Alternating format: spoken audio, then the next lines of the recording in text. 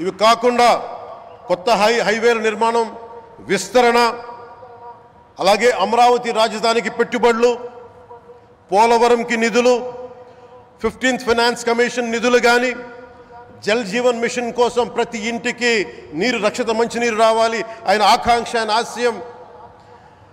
మనకు గంట కాదు 24 గంటలు రావాలని పడ్డ తపన ప్రధానమంత్రి గారిది.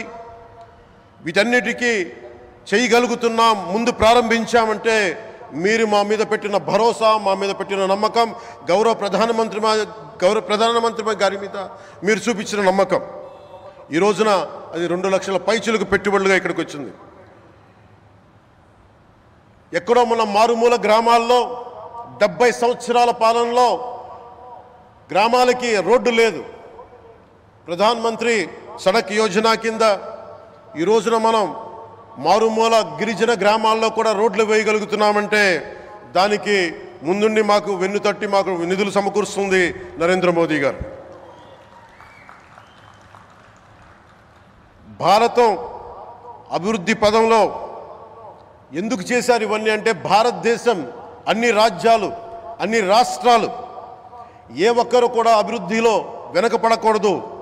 అది మనకి తెలంగాణ కావచ్చు, ఆంధ్రప్రదేశ్ కావచ్చు, ఆంధ్రప్రదేశ్లోని ఉత్తరాంధ్ర, రాయలసీమ, మనకి కోస్తాంధ్ర కావచ్చు, ఎక్కడా కూడా ఏ ప్రాంతం కూడా వెనుకపడకూడదు. అభివృద్ధిలో అందరికీ సమాన వాటా ఉండాలని చెప్పే ఈరోజు ఇన్ని పెట్టుబడులు. ఈ మోదీ గారి సంకల్పానికి, సహకారానికి, ఆయన గైడెన్స్కి మనస్ఫూర్తిగా నా కృతజ్ఞతలు. 5 ఏళ్ల అవినీతి అరాచక పాలనలో ఆంధ్రప్రదేశ్ అంధకారంలో కూరుకుపోయినప్పుడు ఆ రోజున మన ముందుకొచ్చి మేము ఎన్డీఏ కూటమితో మనం నిలబెడదాం, ఆంధ్రప్రదేశ్ ప్రజల ఆకాంక్షలు నిలబెడదాం, అభివృద్ధి పదంలో నడిపిద్దామని చెప్పి ఆ రోజు ఆశాజ్యోతిలో నిలబడ్డారు.